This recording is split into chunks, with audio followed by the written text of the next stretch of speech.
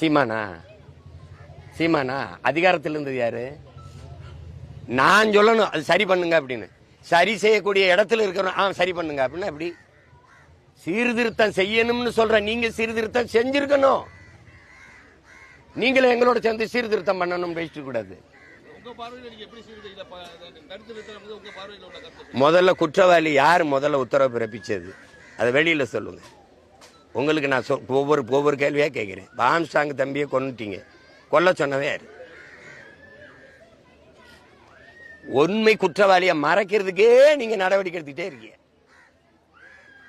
இப்ப இந்த காவலர்களா வந்து அடிக்கல இல்ல, இந்த காவலர்களா முடிவெடுத்து தம்பி அஜித் அடிச்சு கொண்டிருக்க முடியாதுல்ல. யாரோ ஒருத்தர் சொல்லியிருக்கணும்ல. அவர் யாரு?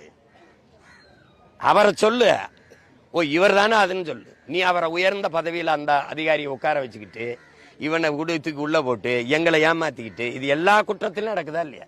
தூத்துக்குடியில இருந்து எல்லா சம்பவத்திலும் இருக்குதா இல்லையா? சொல்லுங்க. அப்போ மதுரை உயர்நீதிமன்ற அதனாலதான் ஆளுங்கட்சி எதிர்கட்சி மாறி மாறி குற்றச்சாட்டு வச்சுக்கிறதுக்கு பேர் தான் ஆளுங்கட்சி எதிர்கட்சி. உண்மையின் பக்கம் நிக்க முடியுமா? நீங்க இந்த கொலையை பேசுனா அந்த ஜெயராஜ் பெனிக்ஸுக்கு அவர் போவாரு. உங்களுக்கு விளங்குதுன்னு நினைக்கிறேன். நீங்க இதை பேசினா தூத்துக்குடி துப்பாக்கி சூடுக்கு போவாங்க. நீங்க அண்ணா பல்கலைக்கழக பாலியல் வன்கொடுமைன்னா அவங்க பொள்ளாச்சிக்கு போவாங்க.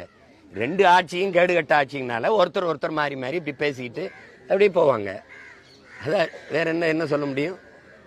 மதுரை உயர்நீதிமன்ற அமர்வு வந்து சிபிஐ விசாரணை ஆகஸ்ட் 20ஆம் தேதிக்குள்ள முடிச்சு அறிக்கை தாக்கல் பண்ணணும்னு சொல்லி ஒரு உத்தரவு வரட்டும். என்ன விசாரிக்குதுன்னு பார்ப்போம்.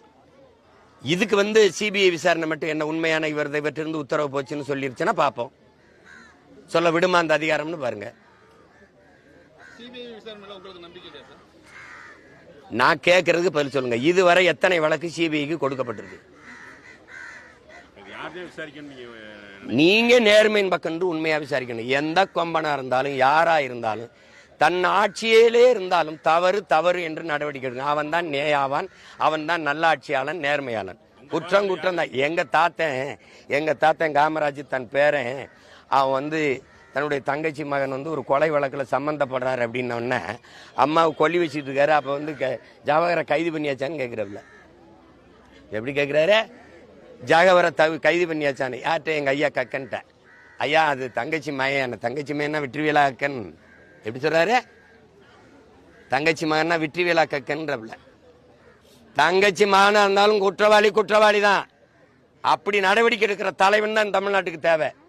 நீ குற்றவாளியை மறைச்சிட்டு ஒவ்வொரு கொலைகளையும் ஒவ்வொரு குற்ற சம்பவங்களையும் எவனே ஒருத்தனை காட்டி சாட்டி அப்படியே முடிச்சு விட்டு போயிடுற.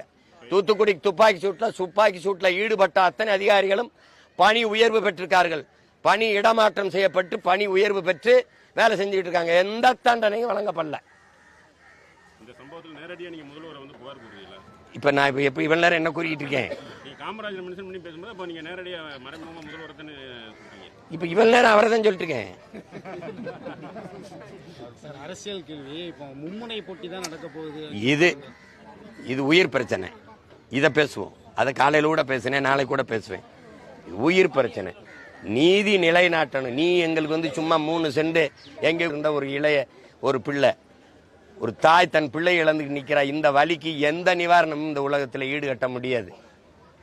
தாயின் கண்ணீருக்கு இங்க எவன் எதை எழுதி கொடுத்து ஈடுகட்டுவேன்? நீங்க அது பேச்சு கிடையாது. எனக்கு வேண்டியது அவ்வளவு அவசரமா அவனை கூட்டிட்டு போய் அடிச்சு விசாரிக்க சொல்லி உயிர் போகிற அளவுக்கு அடிச்சு விசாரிக்க வேண்டிய நெருக்கடியை கொடுத்தா ஆள் யார்? அதை முதல்ல வெளியில கொண்டு வர அந்த அதிகாரி யார்?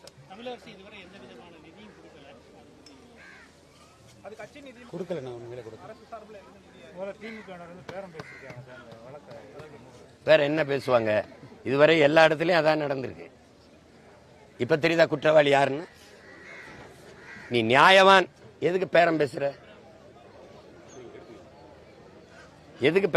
என்ன தவறு வேணாலும் செய்யலாம். அதுக்கு பணத்தை கொடுத்து சரி பண்ணிடலாம்னு இருந்தால் அது நாடா இருக்குமா சுடுகாடா இருக்குமான்னு பாருங்க. இது ஒரு ஆட்சி முறைதானான்னு பாருங்க. ஒரு ஆட்சி முறைதானா அப்படின்னு பாருங்க.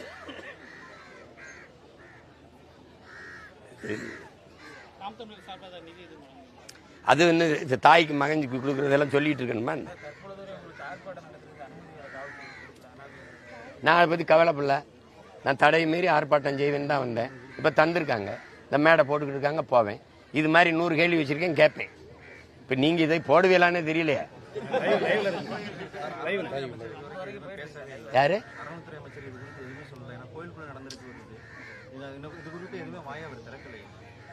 எப்படி திறப்பாரு? அரசு தானே குற்றம் இழைச்சிருக்கு. அரசின் மிக உயர்ந்த அதிகாரிகள் தான் குற்றம் இழைச்சிருக்காங்க. அரசுக்கே தெரியும். அவர் என்ன பேசுவார்? என்ன பேசுவார்? அவர் பேசுனா அப்புறம் அறநிலைத்துறை அமைச்சர் மீதி இருக்கிற 6 மாதம் இருக்கிறதா இல்லையா? நீங்கள் அவர் வேலையில் விளைவிக்கிறீங்க. எங்கள் அம்மாவை பார்க்க வர மாட்டாளா? இது எப்படி இருக்குது? தம்பி இறந்தா என் அம்மா வந்து கேட்க மாட்டாளா? இதெல்லாமா ஒரு கேள்வி?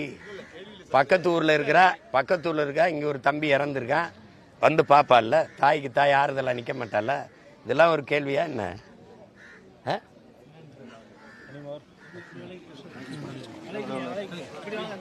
நீங்கள் தைரியமாக இருங்க. தம்பி எல்லாம் கூட இருப்பாங்க. எதானா நான் வந்து உங்களுக்கு சொல்லுவேன். நம்பிக்கையோடு இருங்க. நாங்கள் பிள்ளைகள் தைரியமாக இருங்க. என்னடா தைரியமாக இரு, பார்த்துக்க. எதானாலும் உனக்கு கூட தம்பி கார்த்தி எங்கே இருக்கான்?